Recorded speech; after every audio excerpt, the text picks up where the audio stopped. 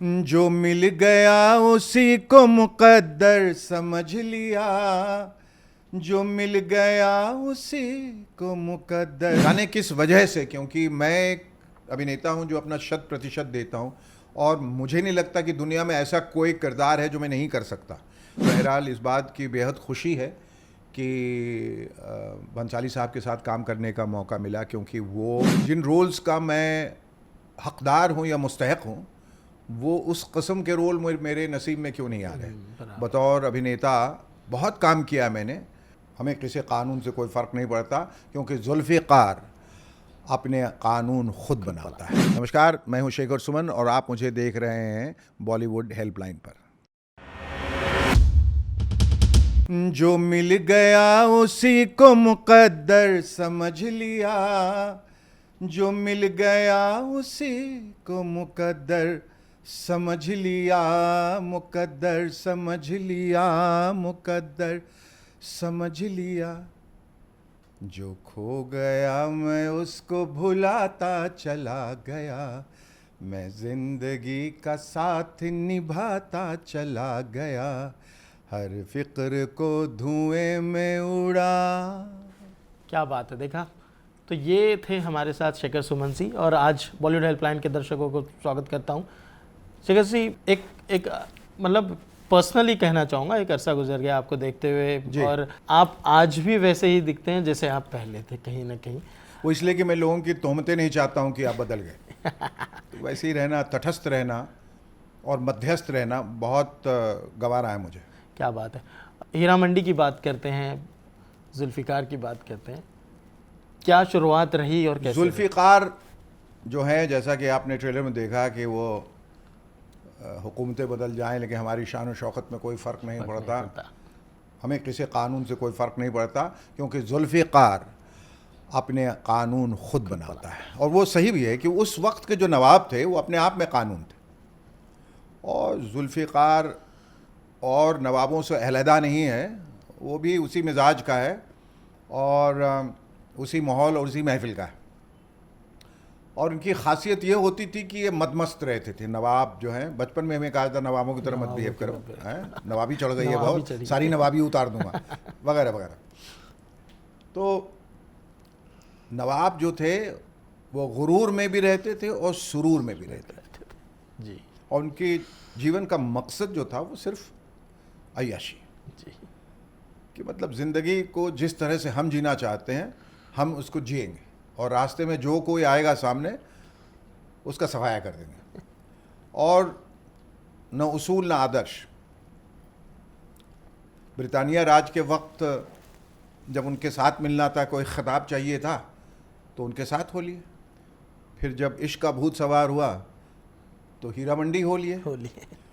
बाकी का वक्त जो है वो दावतों में, जलसों में, और बस ज़िंदगी उनकी ऐसी ही मौज मस्ती में चलती रहती थी। और रियासत में जो विरासत में जो मिली रियासत है उसके मज़े लेते थे वो जी। एक प्रिंस से शुरुआत हुई थी उत्सव, और आज अभी हीरा मंडी में नवाब जी। कितना ताल्लुकात आप देखिए, बिल्कुल ऑपोजिट है। उत्सव में मैं एक भुक्खड़ ब्राह्मण था जिसको 2 वक्त की रोटी नसीब नहीं होती थी, चारूदत्त जी, और ये नवाब। लेकिन माहौल अगर आप देखें जी, एक पीरियड एक तरह से, तो एक रॉयल माहौल उस वक्त भी उत्सव में जो दिखाया गया, दर्शाया गया, और ऐसा लग रहा है कि मैं उत्सव के सेट से निकल के और हीरा मंडी के सेट पे चला गया एक दूसरे किरदार के साथ। क्या बात है। तो वक्त का भैया घूमता है और जहाँ से शुरू होता है वापस घूम के आ जाता है, जैसे घड़ी की सुई। तो मेरी ज़िंदगी में भी मुझे ऐसा एहसास हुआ कि मेरे साथ भी कुछ ऐसा ही हुआ जी।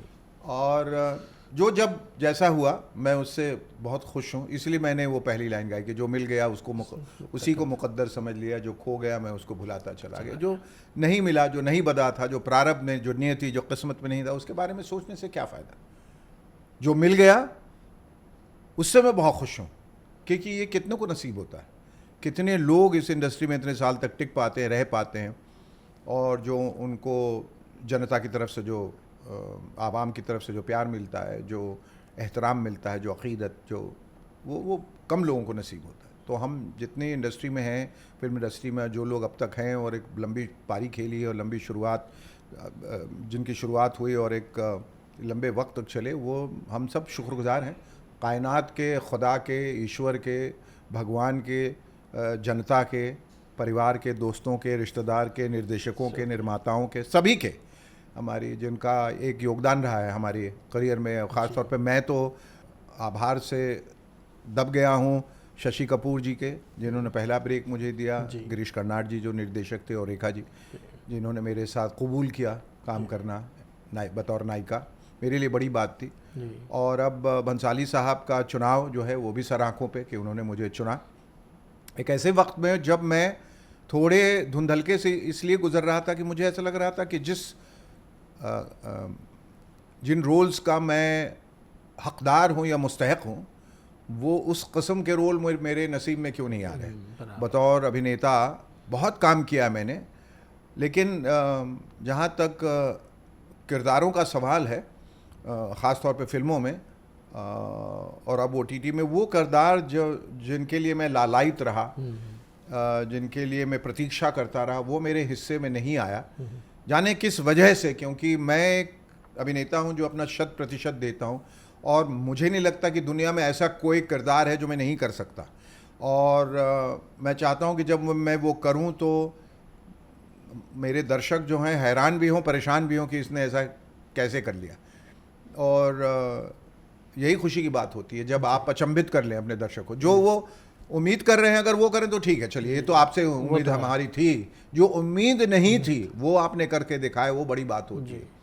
तो मैं ऐसा मान के चल रहा हूँ कि हीरा मंडी शायद एक ऐसी शुरुआत है जहाँ से लोगों का नज़रिया जो है वो बदल जाएगा मेरे प्रति।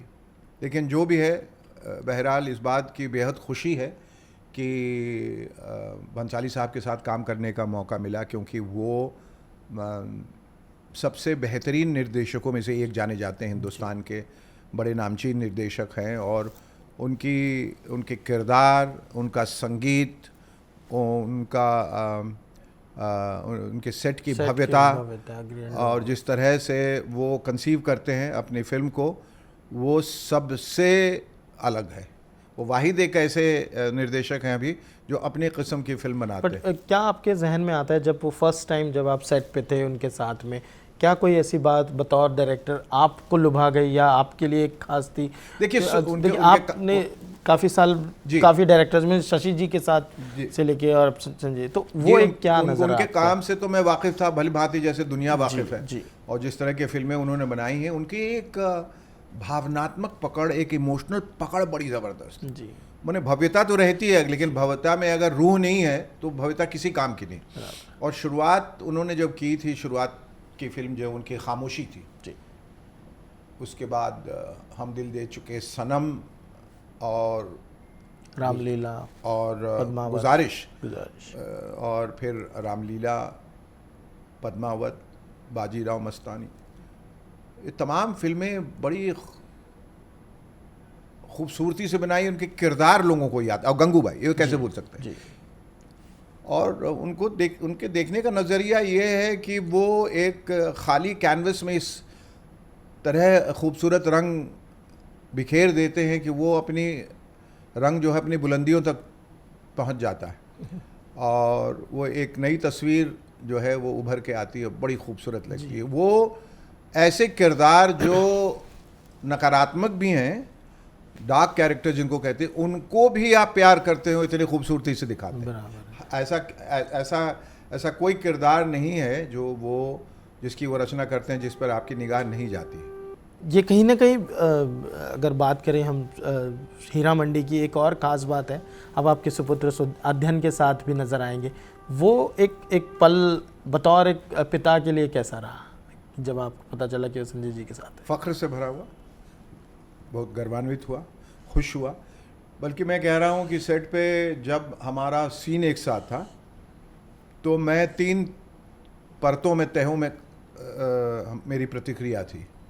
और वो ये कि एक पिता के तौर पे मैं बहुत खुश था, बहुत गर्वान्वित था, उनकी तरफ देख रहा था। एक एक्टर के तौर पे मैं उनको समझने की कोशिश कर रहा था कि उनके हुनर पे, उनके क्राफ्ट पे कितनी पकड़ है, कितना आगे तक पहुँचे हैं, और क्या मैं इनकी उम्र में इतना अच्छा था या नहीं। और तीसरा जो लेवल था वो किरदार का, कैरेक्टर। जी। तो it was Zulfiqar versus Zorawar. Zorawar. तो वहाँ तो मतलब कोई ज़मीन में छोड़ने वाला हो नहीं, चाहे वो भले ही निजी ज़िंदगी में मेरा बेटा हो, लेकिन वहाँ तो किरदार है। और किरदारों के बीच का जो घर्षण है और जो तनाव है वो तो रहेगा। तो उसकी मतलब वो बड़ा ही एक खुशनुमा माहौल था वो, जहाँ मैं ऐसे 3 लेवल पे उनके साथ रिएक्ट कर रहा था। जो तीसरा लेवल आपने बताया कि क्या मैं इस उम्र में इस तरीके का बतौर एक कलाकार था, आपने क्या जज किया? अब ये तो ऑडियंस बताएगी, ये मेरे लिए कहना बहुत मुश्किल था। बस इतना ज़रूर जानता हूँ कि जो अध्ययन अपनी पहली फिल्म से कर रहा है वो मुझसे कई गुना ज़्यादा बेहतर। जी। क्योंकि उसके पास शायद रेफरेंस पॉइंट बहुत था, मेरे पास कम था उस वक्त। लेकिन जो उसने राज में किया अपनी पहली फिल्म में, जो जश्न में किया, जो हार्टलेस में किया, वो काबिल तारीफ़। एज एन एक्टर मैं कह रहा हूँ, not as a father.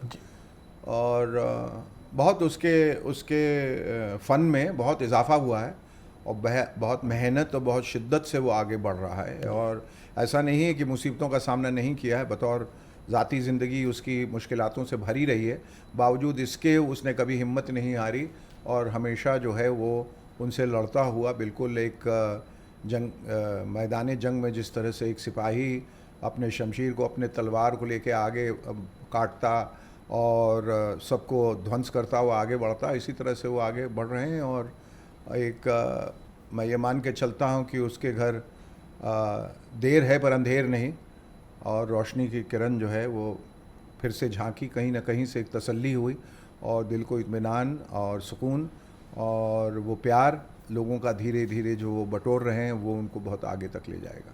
Shekhar ji, Zulfikar कहीं ना कहीं आसान रहा है? एक आपके पास शब्दों की पकड़ है, एक वो लहजा आपके पास है, उर्दू की आपको काफ़ी नॉलेज है, कहीं ना कहीं जुल्फ़िकार एक आसान था आपके लिए? जी, आसान तो देखिए मतलब ये है कि जंग के मैदान में जब अगर आपके पास आप हथियारों से लैस होके जाते हैं तो आपकी जंग आसान हो जाती है, क्योंकि आपके पास तोप भी है, आपके पास बम के गोले भी हैं, आप एरियल अटैक भी कर रहे हैं, आप ज़मीनी लड़ाई भी लड़ रहे हैं। तो ये है कि आप पूरी तरह से लैस होके गए हैं। तो वो ये है कि इस बात का, क्योंकि मैं एक बहुत ही पुख्ता थिएटर बैकग्राउंड से आता हूँ, उस वजह से वो काबिलियत और वो सहूलियत और वो तजुर्बा, वो तीनों काम में आया। और ये कि ज़बान की जो पकड़ है, उस वजह से ज़्यादा तवज्जो नहीं देनी पड़ेगी आपको कि इस पे ही पूरा ध्यान है, और फिर जो है वो किरदार से पकड़ आपकी चली जाती है। वो तो रहा, और बाकी काम जो है वो कॉस्ट्यूम ने कर दिया, मेकअप ने कर दिया, माहौल ने कर दिया, और सेट ने कर दिया, जो बचा वो बंसाली साहब ने कर दिया। और स्क्रिप्ट में तो था ही सब कुछ। तो कुल मिला के सब कुछ सामने परोसा गया था, उसको सब ढंग से और तमीज़ से खाना था। मगर आपने एक दौर देखा है और अब एक दौर चल रहा है OTT का, आपको क्या लगता है OTT एक कलाकार के लिए बहुत बहुत महत्वपूर्ण है आज के समय के हिसाब से? देखिए, माध्यम कुछ भी हो, कला तो वही है। आप बट एक्सपोजर ज़्यादा मिल गया, कहीं ना कहीं ये नहीं मानते आप OTT आने से, या डिजिटल एक? शायद ऐसा मैं मान के चलूँगा कि जब टेलीविज़न पे चीज़ें आती हैं तो लोग ज़्यादा देखते हैं, क्योंकि पहली बात वो मुफ्त है, और मतलब मुफ्त की तरह ही है। OTT में थोड़े बहुत पैसे दे के आप हज़ारों फिल्में देख सकते हैं, और घर से बाहर निकलने की ज़रूरत नहीं है, घर बैठे बैठे आप उसको कई बार आगे पीछे करके और देख सकते हैं, वो इत्मीनान तो रहता है। लेकिन जहाँ तक काम करने का सवाल है, चाहे वो फिल्म हो, चाहे वो OTT हो, टेलीविज़न हो, थिएटर हो, सड़क पे ना, हुनर तो वही आपको दिखानी पड़ेगी। और चाहे 4 लोगों के सामने बैठ के दिखाएं या 4 करोड़ के सामने, मेहनत उतनी है, उतनी ही शिद्दत से एकनिष्ठ होकर आपको काम करना है। ये अलबत्ता ये एक ज़रूर हकीकत है कि जब आप OTT में काम करते हैं तो उसकी पहुंच बहुत दूर तक जाती है। और ये कि OTT में बहुत सारे ऐसे आप आज़ादी ले सकते हैं जो फिल्मों में नहीं और टेलीविज़न में भी नहीं। तो OTT ये बीच का एक रास्ता जो है बड़ा ही खूबसूरत है, जहां आप एक्सपेरिमेंट भी कर सकते हैं और आपको फ़िल्म को ये रोज़ बैठ के देखने की ज़रूरत नहीं कि बॉक्स ऑफिस पे आज कितना कलेक्शन हुआ और कितने पैसे कमाए। इसका कोई आपको आभास भी नहीं रहता, अंदाज़ा भी नहीं रहता और खौफ भी नहीं रहता। तो संजय जी से कभी ऐसा इस बात में जिक्र हुआ यार, ये अगर एक सिनेमा के पर्दे पे अगर हीरा मंडी होती तो एक अलग जलवा होता, कहीं इस बात पे कुछ ये जब प्रीमियर हुआ तो लोगों ने उसको बड़े पर्दे पे ही देखा जी। तो इन्होंने सब लोगों ने कहा अब इसे छोटे पर्दे पे कैसे देखें, ये तो बना ही है बड़े पर्दे के लिए। मतलब बात ये है कि अब जो बड़ा ट्रक है उनको तंग गलियों में तो चलाया नहीं जा सकता, उनको हाईवे फंस पे जाएगा कहीं। वो बना ही है बड़ी सड़कों के लिए, हाईवे के लिए। जी। तो अब चूंकि इस ख़ास माध्यम के लिए बनाया गया तो वहाँ तो आएगा, पर न जाने मुझे क्यों इस बात का यकीन है कि ये घूम फिर के इसकी एक सिनेमा घरों में भी ये प्रदर्शित की जाएगी। It will have a theatrical release, क्योंकि इसकी भव्यता को जज्ब करने के लिए और उसका लुत्फ उठाने के लिए ज़रूरी है कि आप इसे बड़े पर्दे पे। और संजय जी की फिल्मों का या संजय जी के उनका अंदाज़े बयां ही बड़ा है जी। तो वो कि उसका मज़ा जो है वो बड़े पर्दे पे है। तो मैं तो दरख्वास्त करूँगा नेटफ्लिक्स से भी, और लोग करें तो शायद लोग इसको जनता जनार्दन जो देख रही है वो कहें कि हम इसे बड़े पर्दे पे देखना चाहते हैं, तो उनके लिए भी एक कमाई का एक और ज़रिया बन जाएगा और लोगों के लिए ज़रिया बन जाएगा कि हम उसको उस तरीके से देख सकें जिस भव्यता के साथ इसको बनाया गया। आने वाले समय में और क्या है नेक्स्ट? देखिए, आने वाला समय तो किसी ने देखा ही नहीं, और जो गुजर गया समय उसके बारे में कभी सोचा नहीं, क्योंकि वो गुजर गया। यथार्थ और सच्चाई और हकीकत तो ये है कि जहाँ हम बैठे हैं और कल क्या होगा और कल हमने क्या सोचा और क्या होगा, इसका अंदाज़ा न हमें है, न आपको है, न किसी और को। बस इस उम्मीद से कि ईश्वर जो करेगा अच्छा करेगा, मेरे बारे में सोचेगा। मैं भी उसकी औलाद हूँ और मेरी भी कुछ ख्वाहिशें हैं, तमन्नाएं हैं और अपेक्षाएं हैं, और वो सुन रहा है, वो देख रहा है, वो जान रहा है।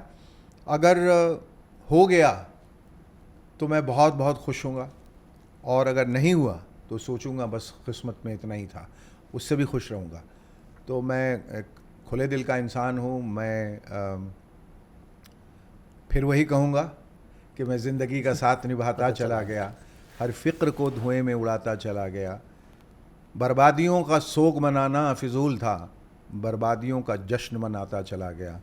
और ये कि गम और खुशी में फ़र्क ना महसूस हो जहाँ, मैं ज़िंदगी को उस मकाम पे लाता चला गया, मैं ज़िंदगी का साथ निभाता चला गया। क्या बात है sir, thank you so much sir. Thank you आपका बहुत बहुत शुक्रिया, जो आपने बड़ी अच्छी बातें की हीरा मंडी को लेकर, और मैं ऐसा समझता हूँ कि इसको देखकर लोगों का शौक़ जो है वो दुगना हो जाएगा, और वो इसे देखेंगे, सराहेंगे, अपनी प्रतिक्रिया हमें ज़रूर भेजेंगे, ताकि हम अपने काम को उसी हिसाब से उसमें कुछ रद्द बदल कर सकें। Definitely sir, thank you. बहुत बहुत शुक्रिया।